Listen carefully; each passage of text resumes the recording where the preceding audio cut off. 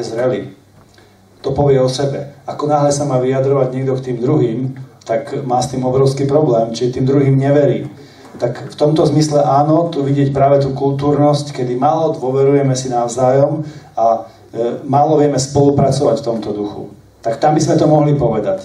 Ale presne v tom, čo hovoril pán Dubček, to ja správne chápem, aj vnímam a ten príklad, čo som chcel dať, je, že dieťa príde, vezme nôž a buď odreže chlieb, alebo si poreže prst. Ale takto získava tú skúsenosť. Bez tej to nejde. Čiže keď chceme zodpovedných ľudí, tak tú zodpovednosť im musíme delegovať. A celý ten princíp v tých dejinách je, že vždy sme mali viacej slobody, ako to, čo sme schopní niesť.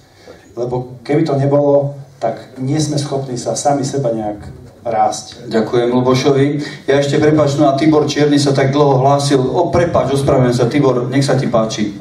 Nič sa nestalo, ja vašu činnosť sledujem už tiež dlhšie a už aj pokročili čas. Hneď sa pýtam na otázky, ktoré sú mi jasné a ktoré poznám, ale ozaj len na to, čo by som chcel vedieť odpoveď. Tak prvá otázka je, prečo politická strana? Vnímam to tak, že v čase všeobecnej apatii proti politickým stranám a proti partokracii ideme robiť nové veci, zaujímavé veci starými spôsobmi, alebo nejako. Toto by som chcel vedieť jednu otázku a druhé. Vytýkané je priamej demokracii, utopizmus a čo ja viem, čo utopické myšlienky, ktoré sa nedajú v praxi realizovať. Jedna taká, že z času na čas vždycky asi dojde k situácii, keď je potrebné príjmať aj nepopulárne rozhodnutia, alebo také, ktoré ľudia nikdy nebudú dobrovoľne sami o sebe ochotní prijať, alebo tak. Stáva sa to. Že akým spôsobom by sa takéto veci potom riešili, čo nevyrieši referendum alebo nejaké iné prvky, ktoré ste tu napovedali. Inak s tou základnou daňou, tu som ja veľký fanúšik a stále sa k tomu nejakým spôsobom sa mi to zdá, že keby sa to podarilo presadiť do nejakej praktickej roviny, tak je to úplne iný pohľad na systém práce, na systém odmeňovania za prácu a tak ďalej. Ďakujem, takže boli tam dve otázky, Gabo. Tu už odznelo toľko vecí, že by som chcel reagovať na veľa vecí a čas uteká. Prečo politická strana? To som tu už naznačil, že v podstate my to vidíme za reálnu pragmatickú cestu, lebo iná parlamentná, iná legálna cesta alebo zákonná neexistuje. Existuje ten paragraf 32 ústavy alebo článok o tom odpore občanov a tak ďalej, to je pravda. Ale ja som pragmatista, realista a mám nejaké roky za sebou. Nevidím za reálne zmeniť ten systém iným spôsobom ako celý parlament. Preto sme sa rozhodli pred pomocou politickej strany. Sami vidíme, tie občianske aktivity organizujú aj demonštrácie, protesty, odpor a tak ďalej. Človek by chcel, aby tam boli 10 000 ľudí na tom námestí, ale príde tam 50 alebo 200 ľudí v dobrom prípade. Čiže osobne to vnímam tak, že nie je taká situácia v spoločnosti, aby sa touto cestou preklopil ten systém v to, čo chceme. Preto politická strana, lebo je to jediná forma, ktorou vieme do toho ísť. To je jedna vec. Čo bola tá druhá? Áno, ja sa ešte k tomu, že to chápem všetko, ale nehrozí tam zase riziko, že tam na to nabehnú novinári, viete, a že buď ľaví, alebo praví, alebo... Dobre, ale čo iné navrhujete? My hovoríme o politickej strane, lebo samozrejme máme poznámky, že aké máte záruky, že sa nezmeníte alebo dodržíte, hej? My máme stanoviť postavené ináč ako štandardné politické strany. Chceme stavať na členskej základni čo najširšej a tá členská základňa tvorí vlastne koncepciu strany a stráži ju. My tam máme zavedený, nemáme tam inštitút nejakého zjazdu a podobne, ale máme vnútrostranické referendum ako najvyšší orgán v tej strane, každý člen môže iniciovať referendum na akúkoľvek otázku, aj na odvolanie predsedu alebo na zmenu programu a tak ďalej. Ale keď väčšina členov bude horliť za tému priamej demokracie, tak potom nehrozí, aby sme od nej odišli. To je jedna vec. A tá druhá časť tej otázky, neviem, či som dobre pochopil Tibora, bolo, že čo sa dá poriešiť, referendum sa dá, ale čo sa nedá poriešiť? Áno. Spomínam si. Samozrejme, sú veci, ktoré v referendách je nevhodné riešiť. To majú aj Švajčiari.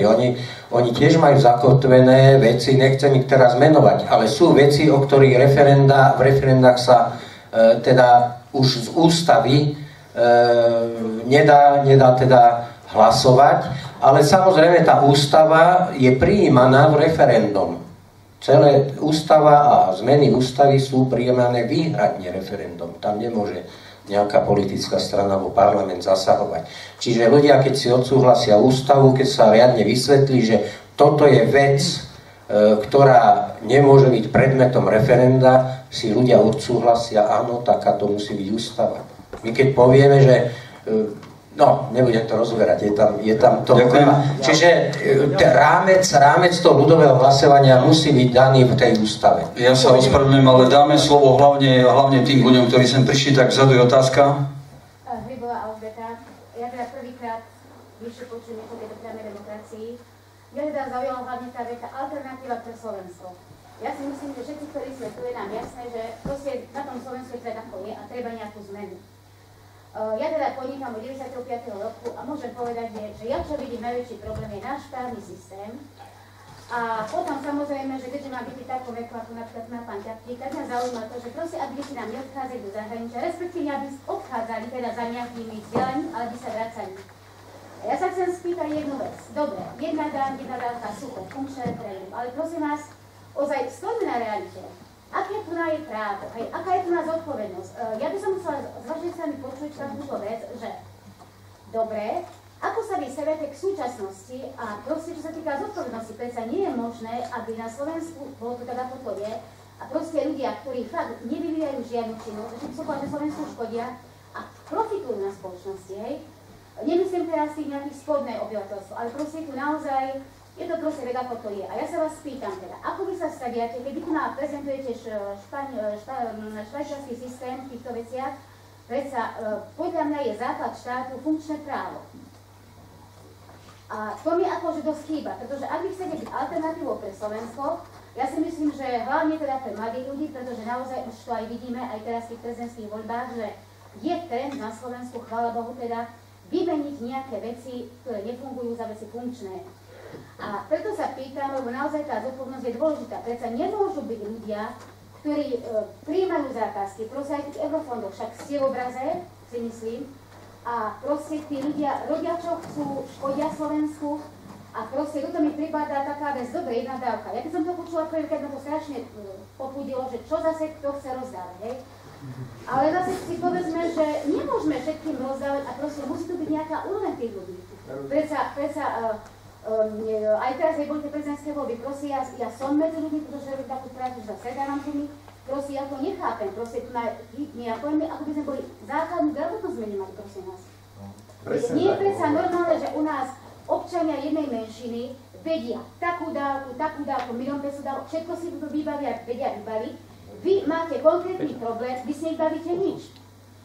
Takéto veci by ma zaujímali a proste buďme adresní, presní, jednoduchí, zrozumiteľní. A predsa, keď raz vysvetlíte, poviem jedna dávka, dobre, chápeme to, bavme sa, kde na to ten štát zober a potom, či naozaj proste niekto to absolútne nerobí a škodí tejto spoločnosti, proste nejaký ten limit tomu dať. Ďakujem. Odpovedať, asi má mikrofón v ruke Pálko Krišpínsky, tak je to človek, ktorý tiež, dá sa povedať, už vo svojom živote veľa toho zažil aj zažíva, takže verím, že jeho odpoveď bude dobrá a pridá sa aj vedľa Euka. Dobre, tak ja budem reagovať. Zrejme ste zistila od roku 95, že dneska sa už nedá podnikať. Máte skutočne pravdu a je to naozaj zlé prostredie. Je zle v tom, že je potlačená tá skupina ľudí, ktorá produkuje štátu, teda podnikatelia, ktorí sú stále zaťažovaní, likvidovaní. A nič nie je jednoduché, ako hovoríte. Pýtala ste sa na to, že neviete tie dávky a tie veci všetky. Tým našim systémom by vlastne zanikla taká inštitúcia ako sociálna poisťovňa, kde tá spotreba ďaleko väčšia, ako je užitok. To je taká principiálna vec. Dneska v sociálnej poisťovni za peniaze, ktoré ja odvediem, vyráta úradnička, že moje deti nemajú dostať peniaze, ale niektoré iné áno, lebo o tie sa nevedia rodičia postarať a to je to, čo hovoríte. Tá vrcholná nespravodlivosť. Všetci to vedia, ale budú hovoriť napríklad, že Kiska je úředník, že draho požičiaval, ale povedzme si, kto by dobrovoľne zaplatil takú sumu do sociálnej poisťovne. Nikto to nechce otvoriť, nikto proti tomu nechce hovoriť, lebo sa zrejme boja. Je to jasné, že tento systém je zlý a toto je jediná cesta úplnej zmeny systému, pretože to by sme rozprávali dlho, keby sme začali zachádzať do detailov, ale proste vidíme všetci, že je to zlé a bude to zlé dovtedy, kým budú rozhodovať o tom ľudia, ktorí nebudú mať zodpovednosť za svoje rozhodnutia. Pýtajte sa, kde na to zoberiem, ja vám hneď poviem.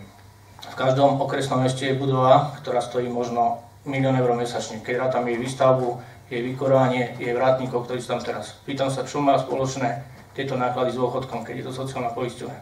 Spýtam sa rovno, čo majú spoločné tie úradničky, tí strážnici s tým, aby niekto platil dôchodok. Predsa človek, čo 40 rokov odvádzal by si na svoj dôchodkový účet, ktorý po 62. roku jeho života bude jasný a zreteľný a z toho účtu by musel žiť ďalších 40 rokov, aby si to minul. Dnes to tak nie je a nikto to nechce otvorene povedať. My sme asi jediný subjekt, ktorý sa dokáže proti tomuto postaviť. Preto ja som do politiky nikdy sa nestaral, ale už v roku 2010 to bolo moc neúnosné a viem presne, o čom hovoríte. Všetko je zložité, všetko je neprehľadné a je to neprehľadné a zložité s jedným cieľom, aby sa to dalo skorumpovať, obísť a urobiť neprehľadný. Takže je toto viac ako 25 rokov a za každým, keď sa tam niekto nový dostane, tak je to stále len o tom a to. Áno, preto je to tak, máte pravdu. Áno, preto... Aká je istota, alebo aký je, že vy sa tam dostrepete a vy jednoducho robíte nejakú zmenu? Poviem jednu, žiadna... Ako náhle budete môcť zarábať, tak budete zarábať a na sa vysherať. Toto je presne, ja na to odpoviem, to je veľmi presná otázka, áno. Mám pravdu, lebo takto to vidíte vy.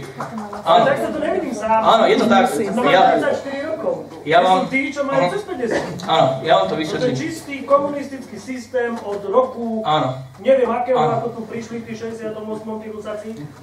Na tomto sa v podstate nič nemení, je to v kuse jedna riť, akurát s tým, že vždycky tam niekto vyskakuje. Myslíte, že teraz my budeme hravať. Toto budeme robiť, ale keď sa tam už dostane, tak je to stále o tom istom. Zarobiť, zabezpečiť celú svoju familiu, aj tí, čo možno rodina nie sú. Keď ma nemáte povedať, ja vám poviem. Preto tak nemôžeme urobiť, lebo vlastne presadzujeme to, čo tu teraz nefunguje.